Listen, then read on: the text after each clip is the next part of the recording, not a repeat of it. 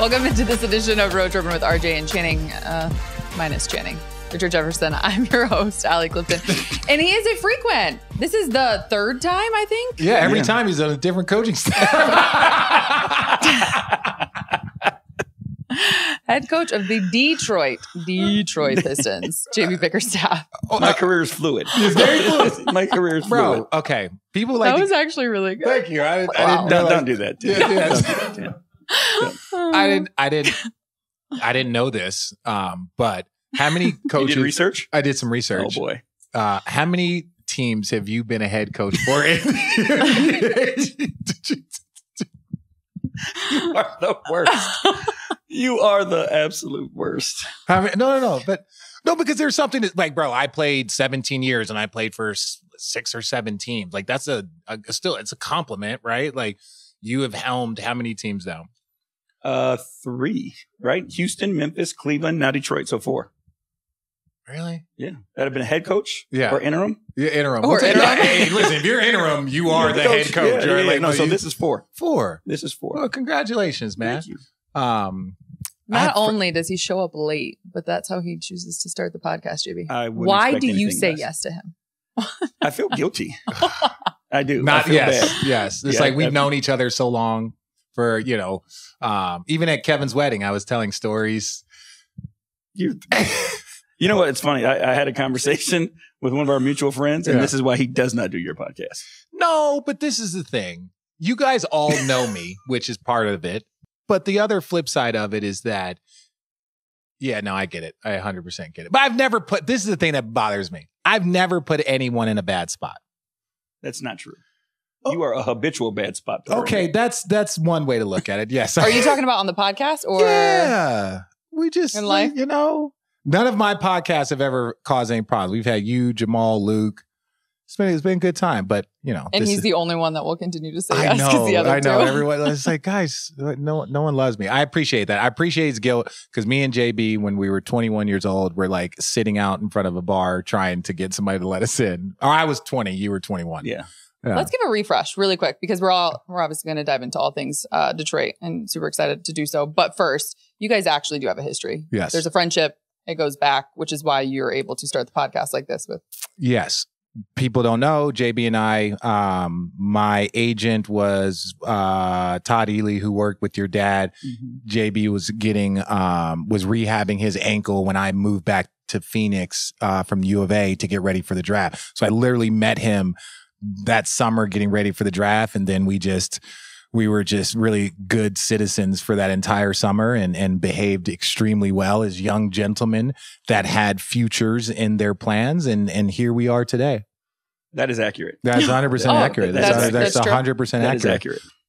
All right. Yeah. Wow. Okay. It's the most accurate thing he said in a long time. Why Detroit? Why now? I just thought the situation was awesome, to be honest with you. I hadn't planned on getting back in as quickly as I did because there were no jobs open. But as soon as Trajan reached out, like the conversations that I had with him, just put me in a place where, like, I thought, I was just confident that he was going to be able to lead us and help build something that's going to be special. When you talk to Trajan, like, there's a calmness to him. There's a presence, like, he has a plan. And he's got confidence and he gives you confidence in the plan. And then, working myself through the process, finally talking to Tom Gores, and seeing what he was looking for and what he was willing to do, in order to make it successful. For me, it was a no-brainer looking at the roster, the young talent that there was there. And this is where I feel comfortable. You know what I mean? Like, rebuilding and helping young players develop and get better, is one of my strengths. So I thought the opportunity to work with these young guys, follow under Trajan's leadership, have the resources that Tom Gores is willing to give us. I just thought it was the right thing. Every single year you were in Cleveland, you guys got better, which I think is the ultimate compliment to a coach, to a teacher, to really a leader, right? It's like, because it's injuries, it's this, there's a lot of chaos. So to say, like, hey, every single year we got better. You won that first round matchup against our guy Jamahl Moseley, who was supposed to be here today, but he's a bad person. So, but when you kind of look at that, and now you're here in Detroit, you have to me, like similar building blocks. Like you have a very young team that if I'm going to be honest, their confidence is a little probably like low, and that comes with it, right? It's like, hey, we got our heads beat in a lot, and we got to kind of restructure. We're going to have a brand new coach. Like, what's your approach to like, hey, guys, this is the process every single year. This is how we're going to incrementally get better. Is that kind of like a thing that you just kind of tell them, or is it a thing that you're just like, hey, no, just follow my lead? I mean, there are always conversations, right? I think guys want to know why. And I try my best not to just talk at people, but explain to them exactly why we're doing what we do. And I think the Cleveland experience, and all the experiences, Memphis, everywhere I've been, like they allow you to learn and continue to grow also. And what you learn in the NBA is there's no way that you skip steps, right? And so as we are, working our way to where we want to go, we're not jumping forward. Everything that's in front of us, we're just building. And I think the foundation of that, like you mentioned, like last year was rough in Detroit, right? So what our job is to do is try to make this as fun as we possibly can, right? Because when guys are having fun and enjoying themselves, like that's when they're able to show who they truly are. So my mindset is go in, teach, make it as fun as we possibly can, put together a great staff of teachers, guys who can reach people on different levels, and then help people find their potential. And that's the fun part of what we do. You added some good veterans too. How do you blend that, the young potential that you have with obviously the veterans, and try to do that as seamless as possible? I mean, it's conversations, with the veteran players, so they understand, exactly where they fit. And then it's consistent communication with them as the season goes on, and understanding where we are. Understanding where we are. Yes. My God. Yes, understanding that was, where Homer Simpson. I literally had a Homer Simpson moment because I kid you not, I was thinking to myself, I'm like, man, I don't really pay attention to Detroit. What veterans did they sign? And I was like, oh shit, they signed Tobias, right? And look, I know Tobias, to me, I think that contract loomed over him like so heavy. Like he is who he is as a basketball player. He actually is like pretty consistent of what he is. He just, people didn't feel like he performed up to the level of a contract. But I look at Harrison Barnes going to San Antonio. I look at Tobias going to you guys. And that to me is like a similar, like, hey, we got a veteran guy. We got a veteran guy that's been through the wars. He's been on good teams. He's been on bad teams. Even keel, right? Like that's the hardest part when you have, or when you bring in, like you have a bunch of young players, is that they go on an emotional roller coaster far more than veterans do. When shit's bad, veterans just get grumpy, but they're not on a roller coaster. Do you think that having your team and adding just like a couple of pieces, like do you think that gives you guys just that little bit more boost to be, what's the right way to say this? Consistent next year? I'm not going to be disrespectful. I'm saying like we have an opportunity to be a little bit more consistent. Yeah, I think it's who you add. Right. And I think Tobias was the perfect piece for us and where we are. And to be able to get him, right out of the gate in free agency was huge for us. And again, I give Trajan a ton of credit for being able to go out and get that done. The thing that, Tobias is one, he's a really good human being. Yes, he is. Right. So when you're going through some of the things that young teams go through, like the character of the people who are going to be using their voice matters. And because he's such a high quality character person, when he uses his voice, in tough times, people are going to be more willing to listen. The other thing, that like he plays games too. Like you look through his career, historically, he plays games. So being able to show young guys, like, how do you prepare yourself? What do you eat? How do you recover? Like, what's your routine? Like all those things, not on the court, not on in the 5-on-5 are going to be a boost to our team. And then, his play, like, he's played deep into the playoffs. He understands what it takes to win in the fourth quarter. So those are experiences that he can share. And then you put him out there with your young guys and he can help carry them through those tough times that maybe they haven't seen. What excites you about Cade Cunningham or a guy like Jaylen Durham? I think both of them are extremely talented. Cade's size and his ability to get to his spot never gets sped up. You look at him, he's always even keel. He's one of those guys that you can tell his teammates just want to be around because he has the ability to make them better. And so, when you have a guy like that who can create his own in fourth quarters, make those types of plays with that size, like you can play him at 3 different positions if you wanted to. So he allows you to be extremely versatile in your attack. And then Jaylen Durham, I think we're just scratching the surface with what I think he's going to be able to do soon.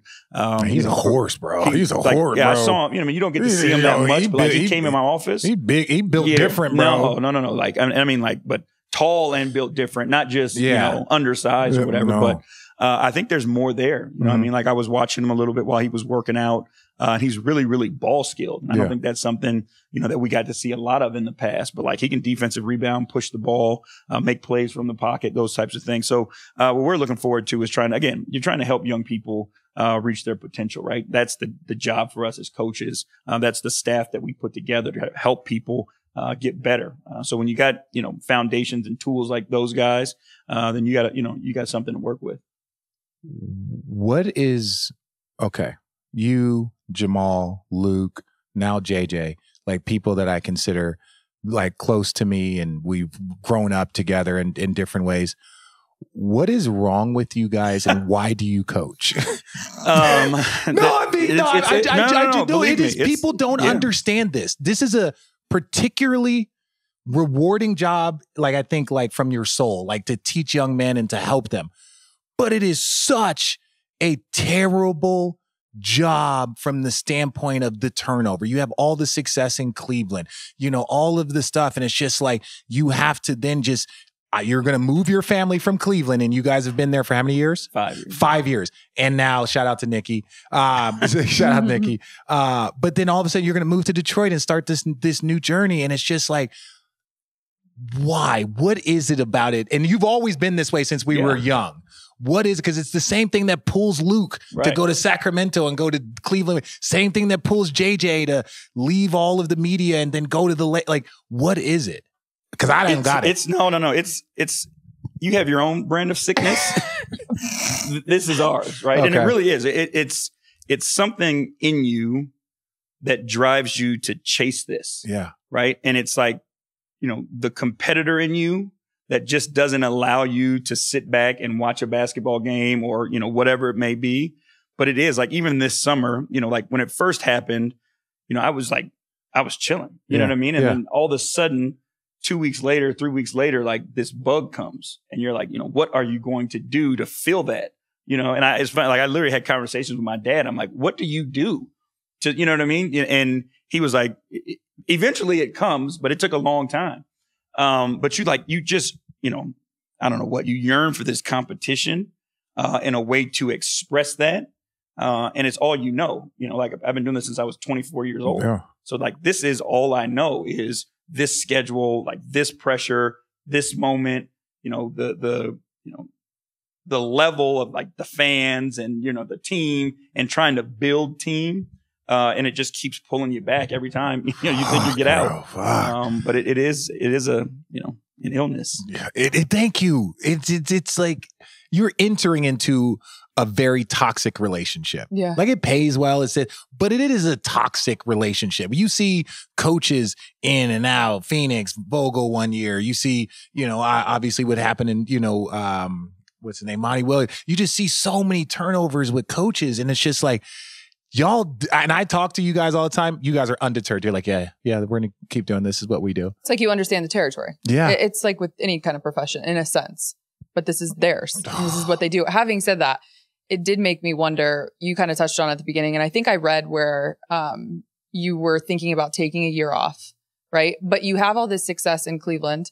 So most recently from that, like, was there a point, what's the mental process of when you're called by Detroit in that quick turnaround? Like, how hard is that mentally? I mean, it's more difficult when you have family pressures and it's not just you that has to make the decision. We were moving to San Clemente. I know. And our kids told me you were coming. And our kids were all excited. We found a sports academy down there. If you don't mind me asking, how old are your kids? 6th, 7th, and 8th grade. So my son turns 11 in August. They're 12. My daughter's 12 and 13. Age. Yeah. Okay. Yeah. Okay. So you got a teenager, bro? Oh my God. You should. Well, they were, yeah. But there's something else. Blair is my girl. Yeah. They all are. I love my kids. Anyway, so that was part of it. Is like we had to, talk to them about being prepared to move to San Clemente. And, they had their mind made up. Like they were watching the school on TikTok and they were all about it. And we were actually going to Seattle for a soccer tournament and packed for 2 weeks because we were going to go down to San Clemente and find a place to live. And, Trajan gives me a call and is like, hey, can you come back to Detroit? Yes. Tell me more. hey, kids, shut the fuck up. Trajan's on the phone. So we go back and it was, you just didn't know. But what I did know was there was no wrong way for us to go at that point. You know what I mean? Like if we went to San Clemente, the kid, we go to Detroit, but like when I started talking to Trajan, I just got more and more eager to do the job. Because in our business, partnering with the right person who can execute a vision, is paramount.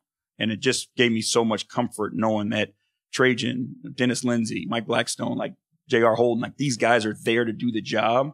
And I just believed in what they could do and wanted to be a part of it. Shout out to Trajan, by the way, too. Oh, he's awesome. So excited for his success. Yeah. He's deserving. He's putting his work, and people don't understand.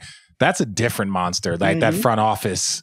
That's a behind the scenes and no one knows and you grind for a decade to get one opportunity. Yeah, that's a whole God. I want to know about the playoff series from a coaching How much did standpoint. you love beating Jamahl? Did I not text you and say, what a mind fuck for these coaches in terms of the personal side? Let me preface something before. Let me preface something before the people at home. So Jesse Mermis, one of Jamal's assistant coaches, I've known him since I was in high school. Obviously, Luke and you, my closest friends. So I have two on both sides. I started a text chain with all five of us.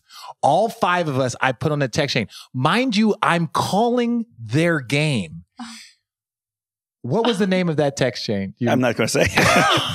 It was F.U. Richard. Yeah. And I would live tweet that. I would live text them in the middle of the game, and none of them ever responded. I was like, oh, Cleveland's coming back. Oh, no, never mind. Okay. Orlando, are they still alive? No. I was literally doing this on the text. None of them responded for weeks. The entire series? The entire series. We didn't speak. They didn't speak. I called Jamahl on a Saturday. And I told him, and he was on it. Like we had the conversation that this is the last time that we'll speak until the series is over. And we coached that series. And until game 7, we never looked at each other as we were coaching that series. It was real. It was wives. Their wives were beefing. The wives were beefing. No lie. So Bina. They weren't beefing. Not beefing. It's like funny beef. Right. It's like funny beef. Bina and Mish is Jesse's wife. Again, all of us are family. We've known each other. They're amazing. Yeah. So Bina and Mish were mad at Nikki. They were mad at Nikki, JB's wife, because he was like, I think they went to Cleveland. They came to Cleveland, and because they all go on vacation together. So they were like, I just think we're not playing. I don't understand why Nikki doesn't want to hang out with her. So Nikki's calling me. She's like, what did she say? What did Nikki say? She was like, yeah, no. Like, no, fuck Orlando. Like, I was like, Nikki, they're a little sad that you didn't hit them up. She's like, no, I'm Did you have I'm a Team conversation Cleveland. with her? No, that's just who she is. That's just who she is. She's competitive. Like Division I soccer player. Stud player. So she was like, oh, we into some like screw everybody? I'm in. Because I called her. Because we went, like they came, Jamahl and Bina and Mish and all the kids came back to the hotel and we all hung out. So they were kind of being like, man, it feels bad that like Nikki didn't like hit us up. We were going to Cleveland. I would never. So I called Nick. I'm like, Nick, man, what are you doing? She's like, nah, fuck Orlando. That's amazing. I was like, hey, that's a ride or die. That's why you made her. You got 3 kids. She was like, I don't care if my best friends are on that side. Right. My husband is coaching. Luke, fuck them. Yeah. But that's who you want. You don't for sure. You don't want a bunch of fraternizing and it's like, oh, they're going to come over here. No. But she was with it. But there was a literal civil war going on. Yeah. It was tough too. Because we're so close, typically when you're going through those moments, like that's who you call. Yeah. And like, they were blowing us out by 20 at their place. Like normally, you would go and call Jamahl and you would have that conversation. And then, this one, you had to figure it out. So it was tough. But, again, did you feel like you were like mentally going against, obviously there's the coaching side of all, like coaching battle when it comes to a playoff series, that you were like, how the fuck is Jamahl doing this? Or like, what is Jamahl going to do here? Like, did you have those? And honestly, like he didn't have a face to me during that series. So there was no Jamahl over there. It was the Orlando Magic, and we had to figure out a way to beat the Orlando Magic. And it could have been anybody at that moment. And it was odd because again, like you're in the line at the national anthem and you look over there and that's one of your best friends standing over there. But like so literally, crazy. He became faceless and, we were just trying to go out and win a series. And it was interesting. I'm not gonna lie to you, but the best is that I got to be on the call twice. Yeah, God, yeah. So imagine me walking in. He was biased too. He was biased. He was rolling with you guys. No. Yes, he was. No. He told us. What? You had a text message. I did. Nikki called me. She's like, you didn't say enough nice things about JB. On the broadcast. And I was like, it was in Orlando, and I was like, I was trying. They didn't go on a run. I was like, I can't like throw like all the love and then him not go on a run. We actually had this conversation because he was like, I want to so bad. I know because I knew that there was like some underlying tension going on in Cleveland. Like, obviously we're part of this game. Like we get it. And I was like, dude, I really wanted you to win the champion. I wanted you to win the round. It's hard to I was like, it's hard to say good things. I'm like, it was like that third quarter. And I was like, and she called me. She was like, why didn't you say anything nice about JB? And I was like, Nick, I'm trying. And that's when Bina and all them and Jamahl and all them came to the hotel. So then I was like, why aren't you talking to them, man? She's like, Orlando. And I was like, oh, okay, this is what it is. But I would say this, when you said that there was no name, no face, I want to make sure that this is very clear. I put you guys on a text chain. I was responded from game 1, game 2. I'm like sending them tweets like before our text before halftime, after the third, whoever's running, whoever's playing well, no response. All through game 7. Oh, no response. And I was calling a couple games. The fact that you were doing it throughout the game, like, I wasn't in the game. I wasn't not in the games that I was calling. I'm saying in the 1 and 2 and whatever game 7 that I was calling. Okay, so the other 9 games I was texting. I was texting all 4 of them to no response, and I loved it because I knew they saw it. We all saw it. Me and Luke would talk about it the next day. Luke and I had our own chain where we were talking about you and your text messages. When did you and Jamahl start talking after the series? Because obviously you were moving on. And, after we won. Yeah, it was never like contentious. You know what I mean? There was no legitimate beef or anything like that. It was just, we needed to win a playoff series. Yeah. And they wanted to win a playoff series. You're first. So that's my guy, man. Yeah. Does it feel good to beat Jamahl?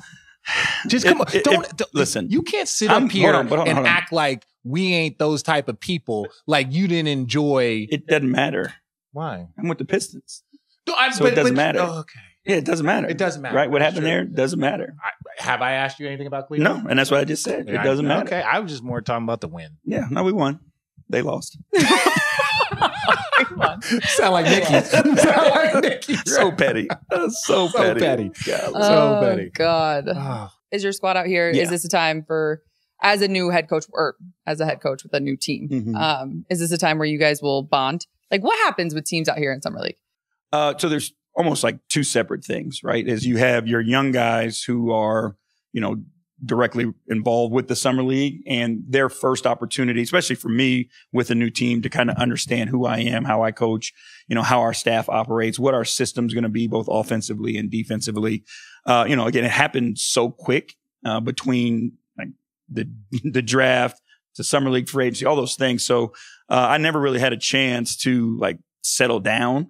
It was just kind of on the run, but been a great opportunity last week to work with the guys, see them practice a little bit. So they'll get their experience here, but then we'll have our veteran players come out as well. And for me, it's a really good opportunity to get them all in the same place and just be able to have conversations with them. I've talked to them all individually, but to be able to get them all together and kind of just lay out expectations and kind of, put our first foot forward in building what we're trying to build, away from, our gym, our practice facility, like an opportunity to kind of meet them where they are, typically goes a long way. What's the realistic expectations for the Pistons this year? Just develop our identity. You know what I mean? Like when you guys turn on the TV, I want you to be able to see, oh, that's Detroit Pistons basketball. There's a style that we want to play. When we go to places, it's more than just about the basketball. Like, we dive into the history of the city. We dive into the history of the franchise, and we try to put together a team that the fan base can really join themselves to. Right. So understanding the city of Detroit, the old bad boys teams, like, that so many people loved and admired, the Rip Chauncey, Rasheed Wallace, Tayshaun, Pistons team. So really going back and studying those teams, like, those teams were elite defensively. They were blue collar. Nobody would really call any of those guys superstars, but they were all such good team players. And in their own right, they were superstars.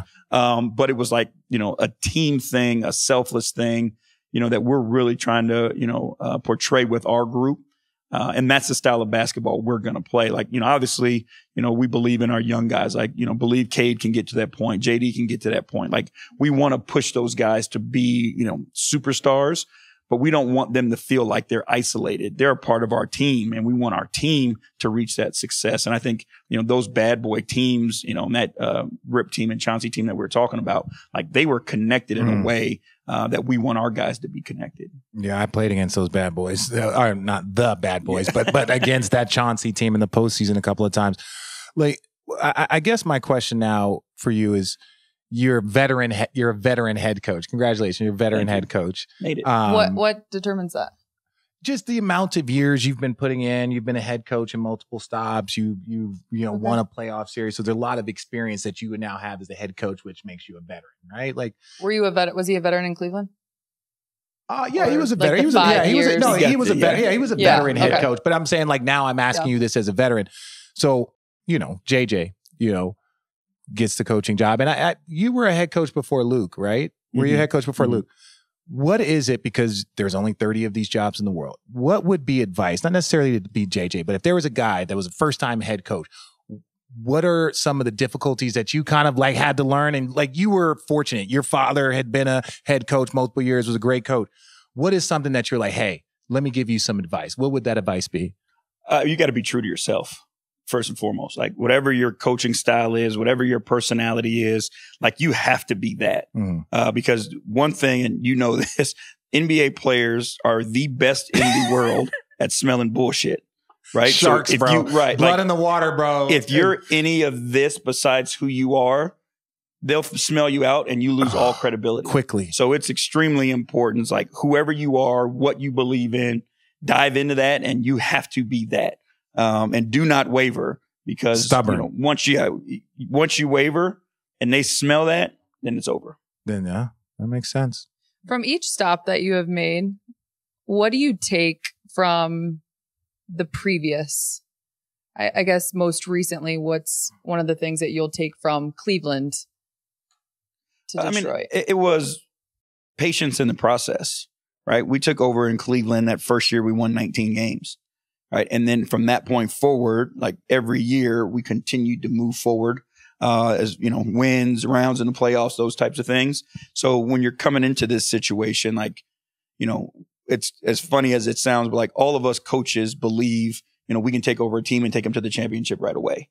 Right. When you get that job, you don't get that job and say, oh, well, we're going to win 19 games and then 22 games. You go in and you're like, oh, we got this piece, that piece. Like, we're good. We can do this. Right. But the reality of it is, like, basketball reality, it takes steps, and you have to be patient and accept that.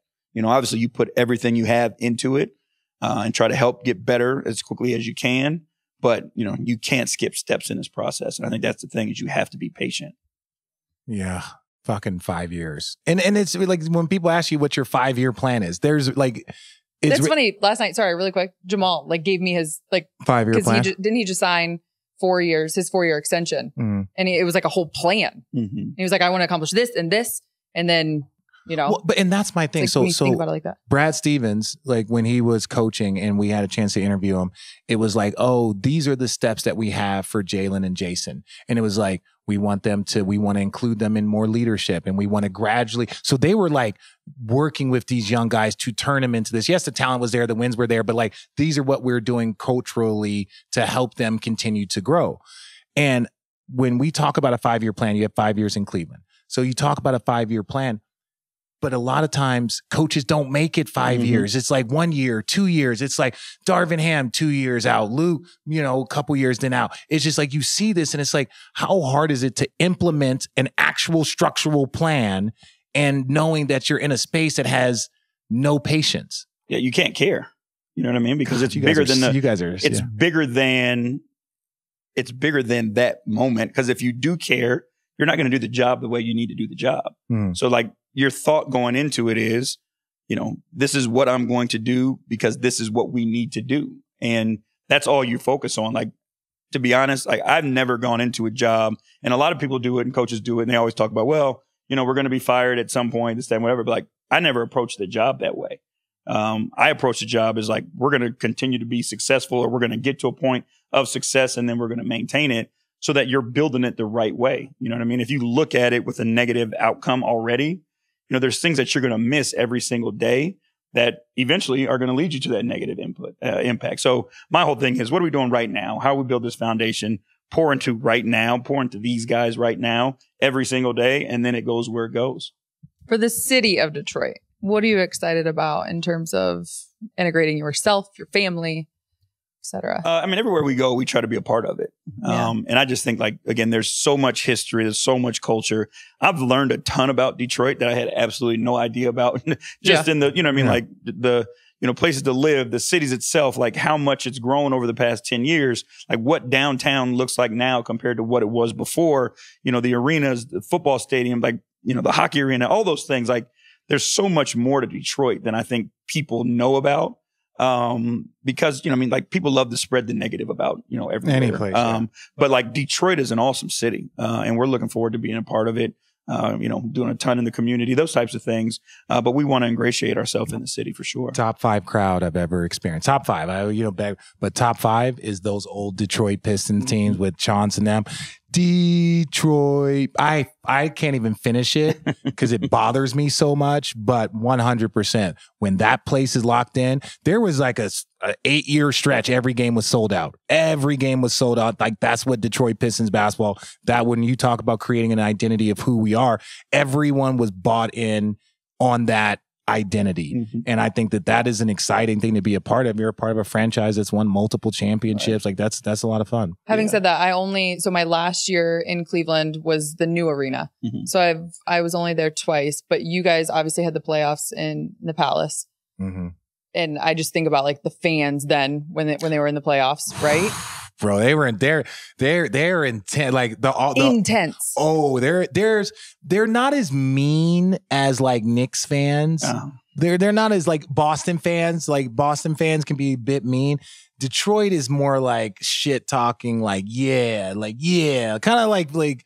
And they never turn. They're actually very like Philly will turn on their team. Right. Knicks will turn on their team. Detroit, they don't ever turn on their team. Like this is our team. But their fans. Oh, one time I'll tell you, this is funny. So we're playing Detroit. It's going into double overtime or something, and there were these fans that were heckling J Kidd like the whole game. We get a stop. It is in the postseason. We get a stop. And I think Jay missed a free throw. I get a block. So Jay goes back and he's talking to the fans like, yeah, kiss my, just talking shit to the fan. Because they had been on us and they were always there. They had been on us heavily. And so Kerry misses the first free throw. And now we're up by 2. Oh, no. We're still up. Yeah, we're up by 2. So it's like, oh, we haven't iced this game yet. So I'm like, Jay, because he's not even paying attention to Kerry shooting the free throw. He's not even paying. I'm like, Jay. And then Kerry makes the free throw, but that's when Chauncey hits that half-court shot. And it was just like, they were so intense that J Kidd stopped paying attention to the basketball game to go talk some shit to their fans.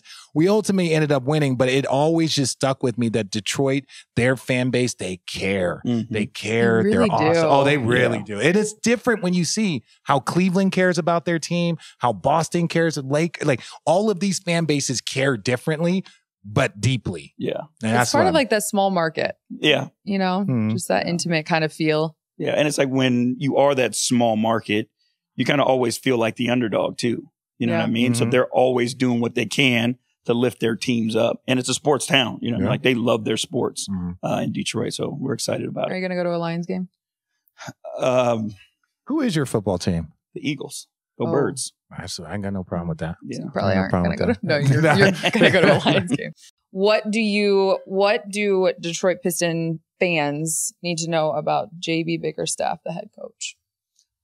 I don't know. That's kind of a awkward question for me. That his wife don't play. Like she's all about Detroit basketball. She's all about Detroit basketball right now. Yeah. No, I mean, I just think it's like someone who cares deeply about the job that they're going to do, who cares about the people that he gets to work with every day, and understands how like blessed I am to be in the position that I'm in. Like I don't take lightly being the head coach of the Detroit Pistons. And you know, like we will do whatever it takes to make this team as successful as we possibly can. You know, there is no clear cut picture of what it looks like. But myself, my staff, Trajan, like we're going to do whatever we have to do to keep going in the direction that we want to go and make the team a team that its fans can be proud of and want to cheer for, you know, night in and night out. I love it. You're amazing. Thank you for putting up for Richard and for joining me always. Oh, yeah. Appreciate it. It's another edition of Road Trippin'.